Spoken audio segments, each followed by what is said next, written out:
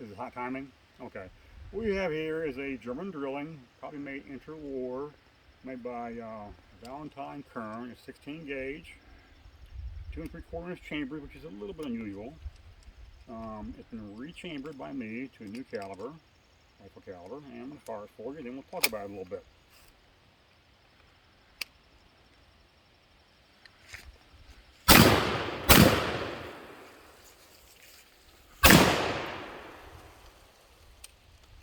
That fires all 3 rounds we have here. 16 gauge, 2 3/4. And it started out life as a British cartridge, 360/7.62. It's a no longer made cartridge, been out of date for decades and decades. I rechambered it to 8mm Mauser rimmed. Use that rim on there. I have to modify the brass a bit to go in there on the rim because it's a different size here than the actual rim of the cartridge. But it does work. This is made by Valentine Kern in Nuremberg. I can't find out much about him. He made quite a few drillings. I can find some drillings for sale made by him, but not much history on him. But it's well made. It's fully engraved. I talked to a master engraver. He looked at it very carefully, and he thinks this engraving was laid out with cloth and then soaked in acid to etch the pattern in, and then cut it. Much they would lay out the pattern on a fake Damascus back in the old days, using cloth to lay out a fake Damascus pattern on a barrel. The way it works is, right here you have your right and left barrel, 2 triggers. You flip this little lever right here, like that. That raises the rear sight, activates the front trigger to fire the center barrel.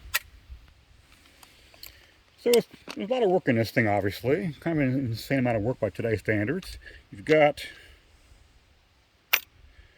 storage here for more 3 rifle shells and 1 shotgun shell.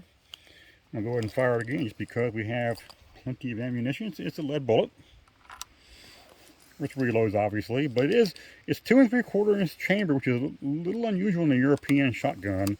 Most stuff made in the old days was 2 1/2 inch chamber, but it's 2 3/4, which makes it very handy for loading today. Anyway, it's loaded. Right now we're set on center, which means the rifle barrels are, the shotgun barrels are activated. Now we flip that lever again, like that. Rear sight comes up, front trigger works on the rifle barrel. And we can sit things like this, and all the shells fall out. It's got some nice engraving on the barrel here. The barrels are marked Krupp steel. So Krupp made the barrels, and I guess this guy Kern finished and blued the barrels. It's set up for a claw mount scope, which isn't here. Doesn't exist right now. Handguard comes off like that. Of course, it is set up for a sling. That's your breakdown. And I think we'll call that done. Thanks for watching.